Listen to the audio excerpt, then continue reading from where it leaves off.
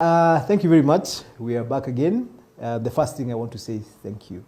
Thank you so much. You guys have really humbled us. 1,000 subscribers in a week, over 20,000 views. Hapo mmetesa kabisa. We are very, very grateful.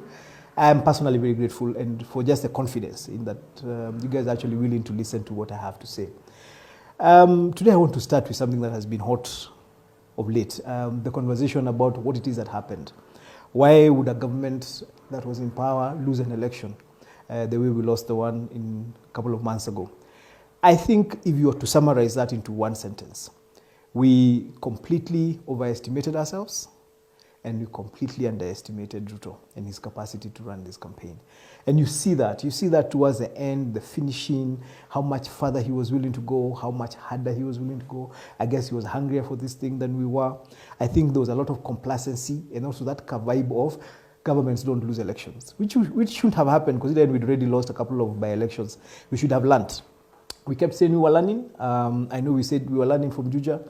I know we said we were learning in Nyandarua. I know we said we were learning after Kiambaa happened. But clearly, we didn't actually learn the whole lesson. And Ruto took advantage of that. And that is why we had the kind of output we had. So when I see some of my former colleagues, especially guys in AZIMIO, pointing fingers, one of the things I also want to say is there was a lot of failure also from the Raila strongholds. You look at the kind of turnout that Nyanza had. We would have expected them to get to 75%. 80% when Uhuru was running both times. Mount Kenya had close to 90% turnout.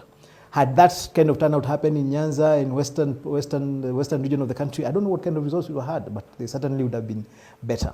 And with a 200,000 vote margin, you never know.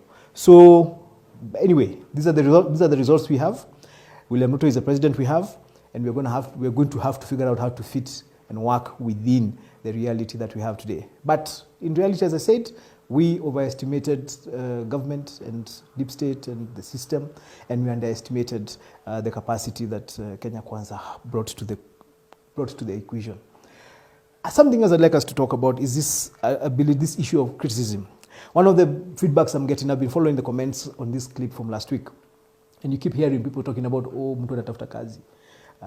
If you give a recommendation, if you sound positive about government, if you're negative, I don't know why there's an expectation that if you're not in a government, the only thing you have to say is bad things. I think if we're going to grow this country, we have to learn how to be objective.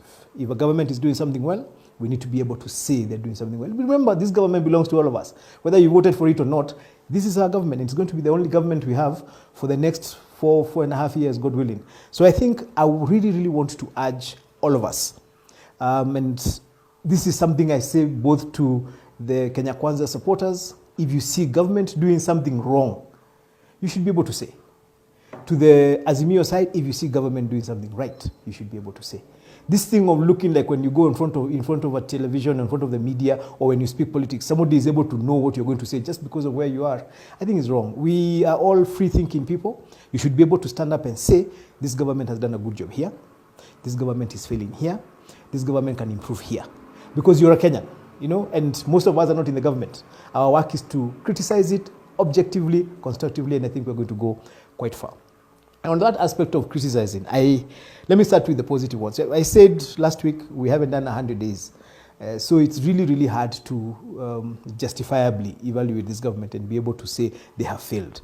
And some of the things that they're doing well that we didn't expect. For example, the president has done several trips out of the country, several international trips. And there was this vibe that because of how strong the foreign policy that Uhuru Kenyatta had was, there was a feeling that Ruto might not be able to catch up and keep up with that particular foreign policy vibe. I think everybody expected that Ruto would be very strong with local domestic issues, but not as strong with foreign policy. But clearly he has understood this foreign policy business. If you see how he's balancing the East and the West, recently we saw Russia sending best wishes during our national celebrations. Now we see him in the West balancing. He speaks well. So he's really able to handle the Queen's language and make a very impressive case. I think the only problem, and now this is where the criticism on the other side comes in, is we really don't get to know what he's doing. I think there's a failure around the communications around the president when he travels out of the country. We see him in pictures, we see him hanging out with people. You really don't get to understand what was he doing with this group. Why was he doing a small meeting with this group? Why is he in a big meeting with this group? What exactly has he come back with to the country? I think on this one, I'd like to urge the communications people around the president, you need to educate us, you need to inform us a lot more comprehensively when the president travels out. And we will be able to build up and be able to work with him, because when he goes out, it's us he's representing. So if he's able to do that, if we're able to get that information when he travels, I think we'll be very happy.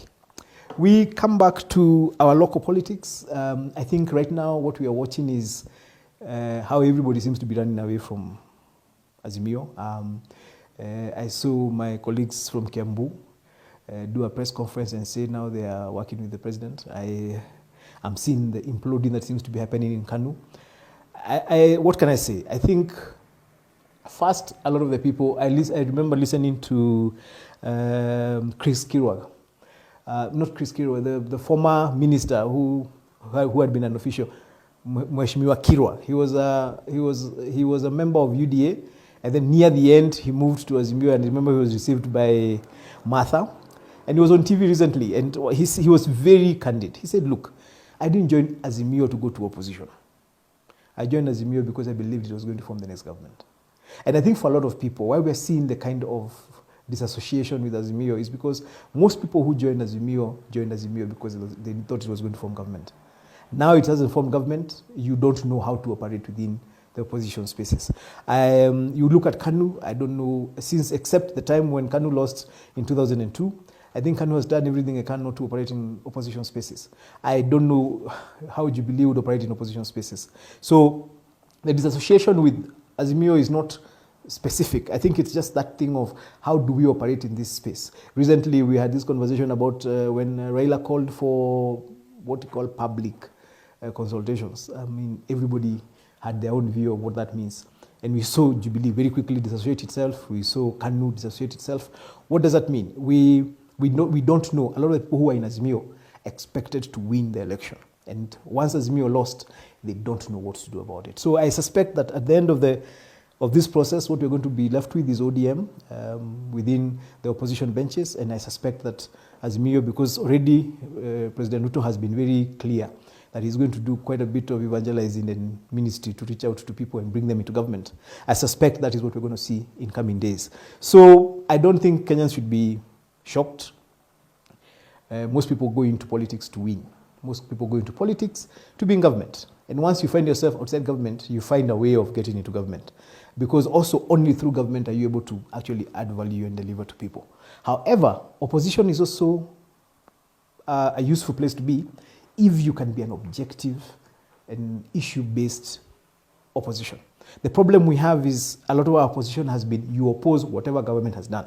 And you use that as a platform to build yourself. It doesn't matter whether it's doing the right thing or the wrong thing. I mean, like I was thinking about this thing that Eliud Owalo is doing of setting up Wi-Fi in markets.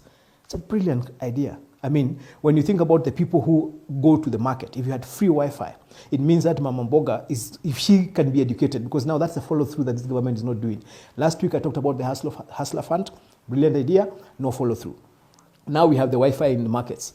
Brilliant idea. What's the follow-through for that one? Please have somebody go to the market and educate people how they can use online to build their business. How a Mama Mboga can set up a WhatsApp group where she can be of her clients. Now WhatsApps can go up to 500 people. Can you imagine if a Mama Mboga has 500 people in a group and she's able to update them every single morning about what she has? Niko na mboga, niko na kitunguu ya hii pesa. What she's going to do, she's going to build up that market to a point where people will be coming to her, not just to look at what she has. They'll be coming to her because they know what she has. So if you're going to give markets free Wi-Fi, please follow through. Go into that market as government, because government has people who can train, organize training sessions, short training sessions, do some paperwork, some brochures. Let somebody know this is how you use free Wi-Fi to build your business in the market. But the idea of Wi-Fi in market, good idea, if it can be followed through. We will not be doing this long one. So I'm going to try and wrap this up by coming back down to our local politics. I told you I'm going to do everything I can to help Rigathi Gachagua as he continues to implement and to run, to support the president to run the government. And part of that is being able to point out positives. Negatives nitamwambia peke yake. Positives, I'm going to put them over here. And one of the things I must say that he has done, he had worried us a bit at the beginning when he said that hii serikali itakuwa watu ya Kenya Kwanza, and then only after all the Kenya Kwanza people have fitted will they start thinking about the other people. He's since changed that position. You see somebody who is doing everything he can to reach out to people who are not necessarily in this government. You hear him, as much as he does it in his own way, there's a way he does it and you're left wondering, okay, was that a compliment or it was a cut? But he's out there talking to people and telling them, look, let's work together. He's reaching out to people. I know he's reached out to a lot of my colleagues in Mount Kenya region around this promise he gave of trying to reach out to people by the 31st. I urge him and all the other people who are in government. This country is one. And we must learn that after every election, the first thing the new government should do is deliberately go out of its way to reach out to the people who are on the other side and bring them on board. If we can do that every time we do an election, so that we are all moving forward, first, the resistance will be less. Second, the support of new government will be higher. And remember, every new government is going to make mistakes. So if you reduce the hostility by reaching out to people and be magnanimous in victory, then it's your work is going to be easier, even as you make your mistakes and as you settle down your government. So congratulations. We keep waiting. I suspect we'll not do another political conversation before the new year. So I want to wish everybody happy holidays, Merry Christmas, Happy New Year. Please be careful, drive safe. Wale wanakunywanga na si chai, tafadhali please drink responsibly. Let's remember January is coming. We have 2 weeks and then January is here. School fees is high. We're going to be taking people to new grades. Please be careful. But let's enjoy this season. And as a Christian, I want to tell you, let's remember the reason for this season. The reason for this season is not just eating chapati and mbuzi. But kama mnatafuta mbuzi, hapa Ruare, we have good choma.